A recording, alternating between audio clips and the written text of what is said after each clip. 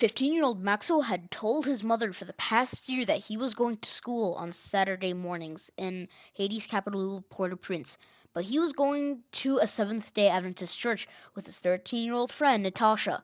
Finally, Maxwell decided to give his life to Jesus, and his baptism was scheduled to take place in the Caribbean Sea on a Sunday morning.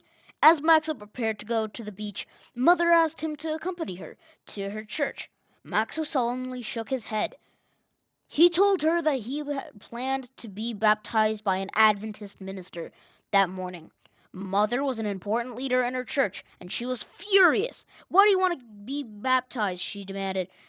"You are a Christian, Max." Maxo explained that he had learned about the seventh-day Sabbath in the Bible, first through Bible studies with Natasha, and later at the Adventist church. Mother didn't want to listen. "Let me tell you something," she screamed. "If you get baptized, I will no longer pay for your school fees. I will throw you out of my house." Maxwell felt sad to hear Mother talking that way, but he was convinced that he was making the right decision. "Jesus says in the Bible, 'If your mother and father forsake you, I will take care of you,'" he said. "Even if you don't pay my school fees and stop giving me food, I know God will take care of me." "You have two options," Mother said. "Go to church with me on Sundays, and I'll pay for your school fees, or go to church on Saturdays, and I'll stop paying your school fees, and I will have you leave my house." Maxu went to the beach and was baptized together with 200 other people who had attended an evangelistic series with him at the Adventist church. Afterward, he returned home and packed his clothes. He would leave the house as Mother had ordered. As he walked to the door carrying his suitcase, he felt a hand touch his shoulder. "Why did you disobey me, my son?" Maxo turned around and saw Mother crying. "Mom, let me share with you what I've learned about God," he said. The boy and his mother sat on a sofa in the living room, and Max opened his black Bible. For the next few hours the two studied the Bible together. Mother's face softened as she read. "I'm sorry for being angry," she said. "I didn't know anything about your beliefs."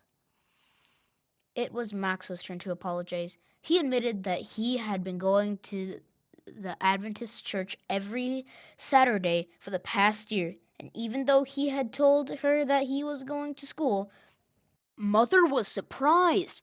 "How did you manage to get good grades while skipping school?" she asked. Maxo described how he had been studying extra at home and somehow always received top marks on his exams. "You can see that God has blessed me for keeping the Sabbath," he said. Mother wanted to know more about the Bible, and she asked to study together again the next day. As they read day after day, Maxo taught her from the Bible the same way Natasha had taught him. After a while, Max's 13-year-old brother asked to join the Bible study. Then a 16-year-old cousin who was staying in their home joined the small group. The near daily Bible studies continued for 3 years. Then Max's brother was baptized. A month later, Mother and the cousin were baptized. After that, 12 other family members were baptized. Maxo is a real missionary for bringing 15 family members to Jesus. Today, he is studying to be a pastor at the University of the Southern Caribbean in Trinidad and Tobago. Part of this quarter's 13th Sabbath offering will help open a missionary training center on the university's campus. Thank you for watching.